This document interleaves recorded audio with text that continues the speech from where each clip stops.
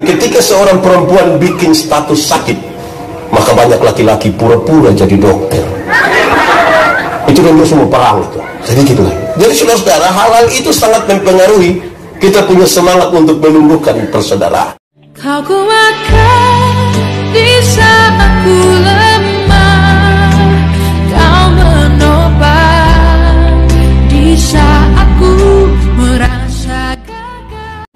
Kuatkanlah dan teguhkanlah iman kami, supaya waktu di mana kami belajar firman Tuhan, biarlah ini menjadi waktu terbaik bagi kami.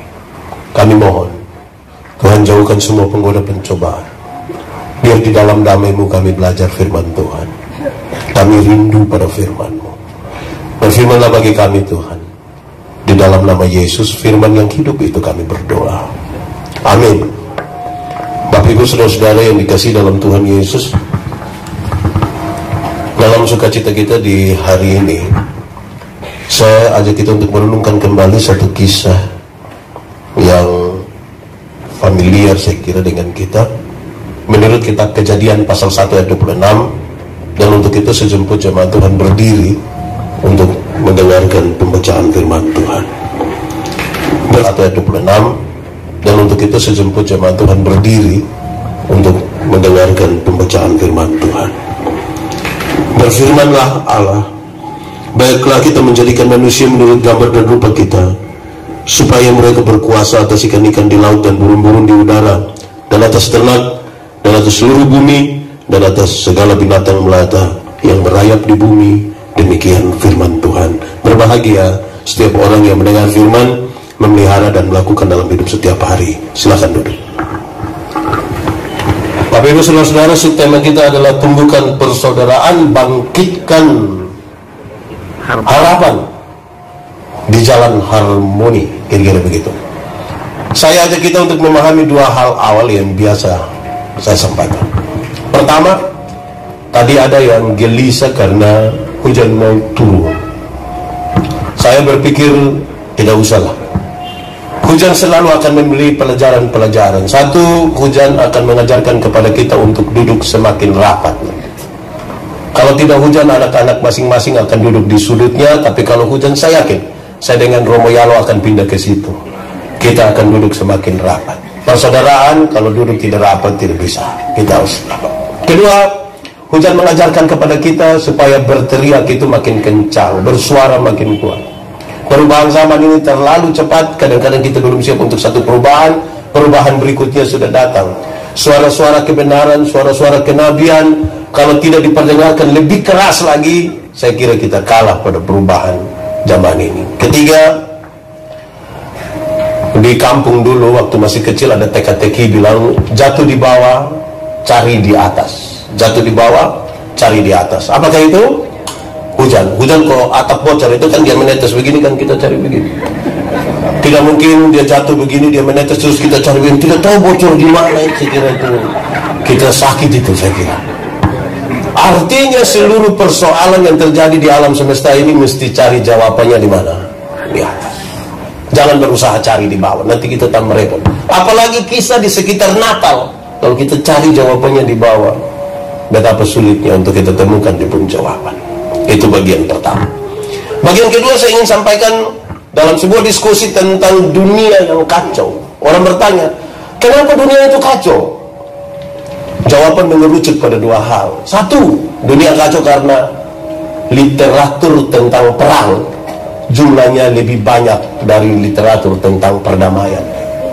Tulisan-tulisan tentang kejahatan, tentang perang, itu jauh lebih banyak dari berita-berita tentang kedamaian. Ini paguyuban jurnalis ini, dorang bikin Natal ini hari, menurut saudara ini acara baik atau tidak? Baik toh? Coba bikin tulisan berapa banyak baca coba. Coba saudara siaran langsung berapa banyak ikuti. Mungkin 100 tidak. Mungkin 100 tidak. Kalau sampai ada yang nonton, ikuti, baca, itu yang punya kepentingan langsung. Yang baik itu beritanya lambat sekali, kurang populer. Nah itu. Kedua, dunia ini kacau karena orang-orang yang punya visi perdamaian jumlahnya terlalu sedikit dibanding dengan orang-orang yang punya visi untuk perang. Saudara, saya membayangkan orang-orang seperti Mahatma Gandhi, Martin Luther King, ada berapa banyak orang? Terlalu sedikit. Tapi yang mau perang itu terlalu banyak.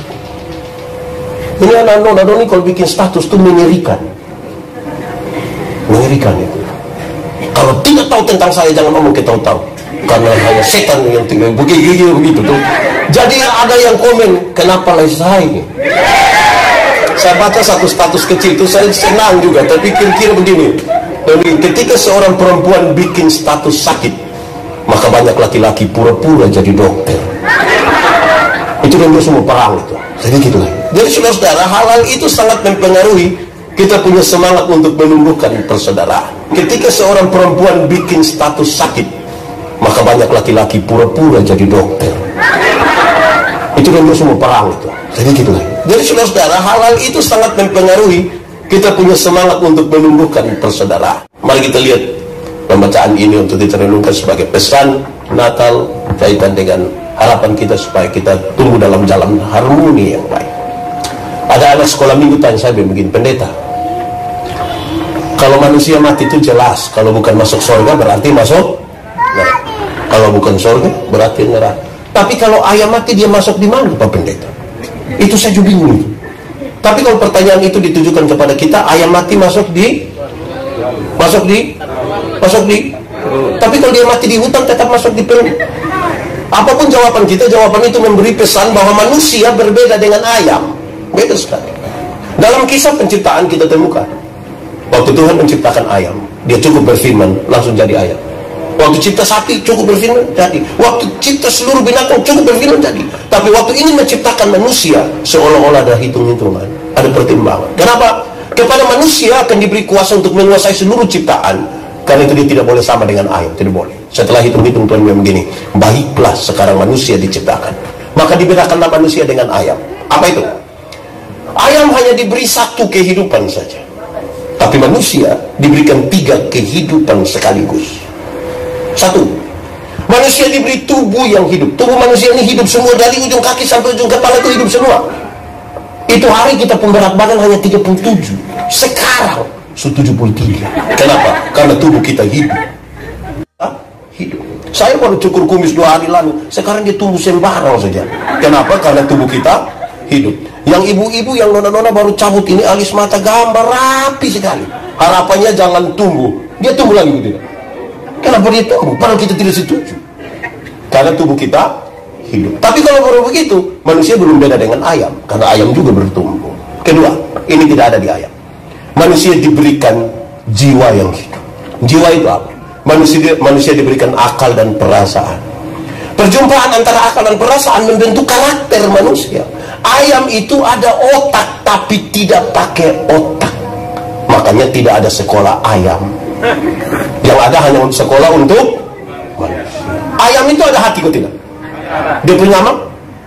Hati ayam. Tapi ayam tidak pakai perasaan. Makanya ayam tidak pernah cemburu. Yang baju merah dong ada yang cemburu? Ada, kok tidak pernah? Karena kita bukan ayam. Sudah. Ketiga, manusia diberikan roh yang hidup. Roh itu apa? Roh itu menghubungkan manusia dengan Tuhan. Roh itu membuat manusia gelisah kalau dia tidak berdoa. Roh itu mendorong manusia mencari Tuhan. Saudara lihat, punya tubuh yang hidup, jiwa yang hidup, roh yang hidup. Berhenti di situ? Tidak. Tuhan bilang, gambar dan rupaku kuberikan kepada. Gambar dan rupa itu artinya apa? Hakikat Tuhan Allah yang kekal dan kudus, tidak dibatasi oleh ruang dan waktu. Kudus dan sempurna diberikan kepada manusia. Tubuh yang hidup, jiwa yang hidup, roh yang hidup, tidak dibatasi oleh ruang dan waktu, kudus dan sempurna. Setelah jadi ciptaan yang sangat bagus, Tuhan bilang, manusia, dunia dan segala isinya kuberikan kepada. Engkau atur sudah. Dunia ini mau baik tergantung manusia, dunia mau rusak pun tergantung manusia. Saya tambah satu kalimat, tolong ingat baik-baik. Bahkan setan-setan pun harus tunduk kepada manusia, karena otoritas besar itu Tuhan kasih pada manusia. Bahkan setan-setan pun harus apa? Tunduk. Pertanyaannya jadi gampang sekali, tolong jawab dengan iman. Kita takut setan atau setan takut kita? Boleh jawab. Kita takut setan atau setan takut kita? Atau kita dan setan bakas takut? Kadang-kadang kita bakas takut setan, kadang-kadang setan bakas takut kita. Yang benar mana? Kita yang takut setan atau setan takut kita?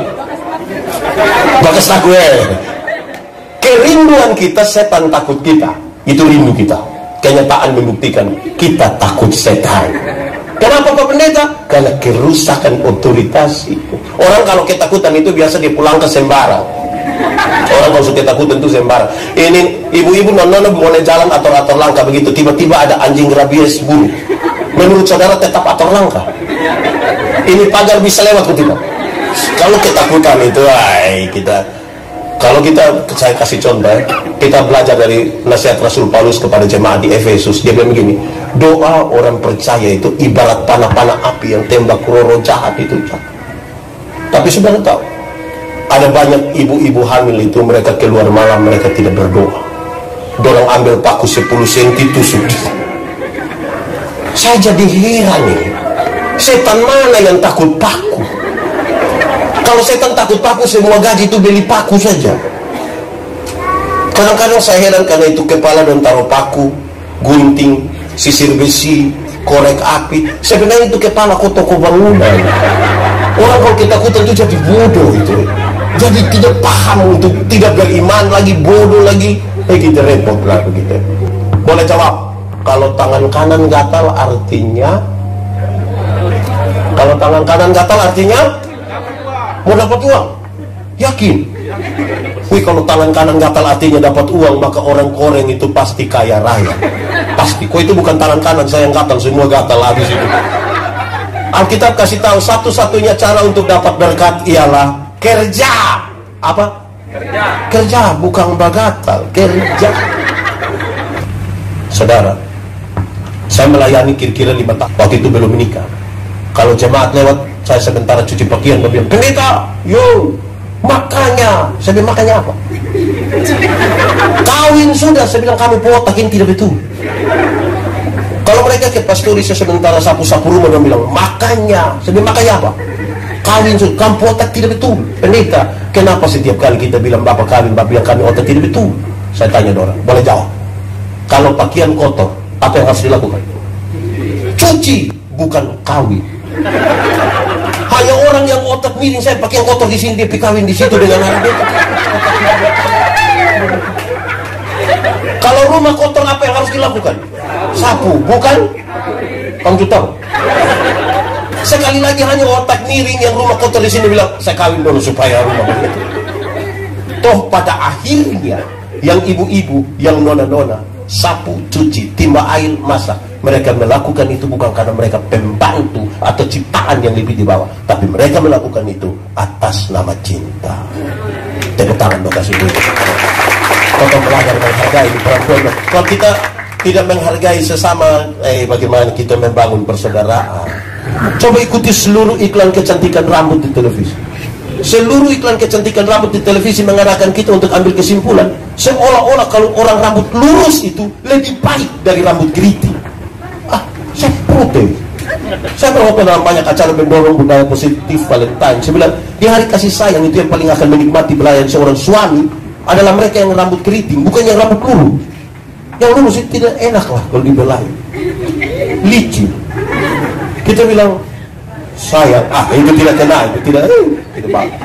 Yang keriting itu menarik kalau dibelayan. Sayang. Lebih bagus. Jadi sekarang tidak usah gelisah karena hanya rambut keriting. Biasa-biasa saja. Kalau tidak saudara-saudara itu sulit. Kita ini kadang-kadang bangun pertemanan, saya yang rambut lurus sendiri, yang keriting sendiri, yang putih sendiri. Macam-macam lah kita hidup ini. Di kota, bahkan berat badan saja jadi berhala baru. Di kota, bahkan berat badan saja jadi berhala baru. Seolah-olah seorang perempuan cantik harus tinggi 170 dan berat badan 48 kg, jadi proporsional sekali. Akhirnya banyak ibu-ibu tidak makan malam. Dorang hanya telan ludah malam. Nanti asam lambung naik, potong pegang dia bilang, dalam nama tidak akan sembuh. Coba kalau ada ibu-ibu 2 orang gemuk duduk begini, terus yang gemuk 1 lewat di situ. Coba dengar dua pernyataan. Untuk percakapan benar. Yang satu abang korek dia begini. Beta dan dia siapa lebih kurus? Jadi berat badan saja jadi berhala baru. Kalau saudara mau ingin membangun sebuah persaudaraan, lebih parah lagi saudara. Akhirnya karena hal-hal itu tidak mampu terima diri. Ada banyak orang timur tidak ingin jadi orang timur. Mereka ingin jadi orang barat. Akhirnya tidak sempat jadi orang Eropa dan jadi Amarasi Barat, Manggarai Barat. Seolah-olah kalau jadi orang lain itu lebih baik dari jadi diri sendiri. Lantas saudara bermimpi tentang persaudaraan. Repot. Pesannya ringan. Saudara tahu, kita sering dengar ada orang bilang begini. Kalau ada satu orang timur bodoh, kita tidak berani bilang, dasar timurku. Satu orang timur yang salah, nah kami timur semua, kenapa? Kita pun cara berpikir ini bermasalah ini. Ada orang rote satu omong keputar, kita bilang otak. Otak apa? Kalau ketemu orang rote dan ular di hutan, bunuh mana? Bunuh mana? Itu saudara yang omong, saya tanya saja. Saya hanya tanya ini dong yang omong. Kalau jam 12 tengah hari ada laki-laki dewasa jalan bawa ayam jantan satu, dia orang mana? Langsung tahu. Iya, kita pucaran memandang pada kemanusiaan, paling tidak kita di sini macam begini. Pesannya ringan. Kalau hari ini ada orang rote merasa lebih baik dari orang timur, minta maaf. Tubuhmu bermasalah dengan dosa. Engkau mesti dipulihkan. Natal harus menjadi bagian penting untuk itu. Kalau hari ini masih ada orang Sabu merasa lebih baik dari orang Alor, engkau bermasalah. Kalau hari ini masih ada orang Indonesia Barat merasa lebih baik dari Indonesia Timur, Anda bermasalah. Kenapa? Kita semua tidak pernah memilih. Termasuk saudara, tidak pernah memilih. Waktu Tuhan mencipta saja tidak tanya, Yandi, yuk, lu mau timur kok Eropa? Itu langsung jadi. Dari pelecehan diintil boleh ada. Kalau kita menimpikan sesuatu. Akhirnya, saya mau kasih tahu saudara, mengelola sebuah persaudaraan yang berbeda-beda itu harus seperti makan kolak. Tahu kolak? Pernah makan kolak? Nah, kolak terdiri dari ubi, pisang, santan, gula. Sudah jadi dia pun nama? Waktu jadi kolak kita makan pisang, masih rasa pisang atau tidak? Masih. Tapi ada cita rasa baru yang ditambahkan sebagai bagian dari sebuah kebersamaan. Tidak ada upaya untuk saling menghilangkan. Tetap saya timur. Ada yang rote, ada yang Sabu, ada yang Sumba, ada yang Sumbawa, Bali, Sumatera, Jawa, Medan, Batak teh. Tapi kita semua kita jangan ada upaya saling menghilangkan. Kolak ini kan penuh kan sama di satu tempat. Amin kok tidak? Atau siapa di antara kita dia mau makan kolak, nah dia pergi makan ubi di sana, dia pindah lagi makan pisang di sana, pindah lagi minum santan di sana, baru terakhir dia duduk di atas kompor di sini kan?